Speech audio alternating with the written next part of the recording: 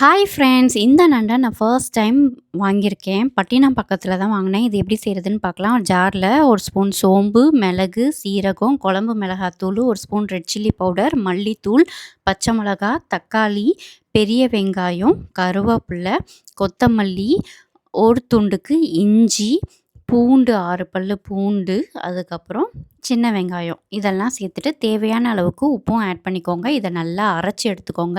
இப்போ க்ளீன் பண்ணி வச்சிருக்கிற நண்டுல இதெல்லாம் நல்லா மிக்ஸ் பண்ணி 10 மினிட்ஸ்க்கு ஊற வைங்க. அப்புறம் அடுப்புல சட்டிய வச்சுட்டு எண்ணெய் ஊத்திட்டு அதில பெரிய வெங்காயம், கருவேப்பிலை இத நல்லா வதக்கிட்டு நம்ம ஊற வச்சிருக்கோம் இல்லையா, அந்த நண்டு மசாலாவோட இதில சேர்த்து நல்லா ஒரு 5 மினிட்ஸ்க்கு நல்லா கிண்டுங்க. அதுக்கப்புறம் லைட்டா 1/4 கிளாஸுக்கு தண்ணி ஊத்திடுங்க. மூடி வச்சுருங்க. அவ்வளோதான் 10 மினிட்ஸ்லேயே இது ஆயிடும். கடைசியா லெமன் போட்டு, கொத்தமல்லி போட்டு இறக்குனீங்கன்னா செம்ம டேஸ்ட்டா இருக்கும். ட்ரை பண்ணுங்க.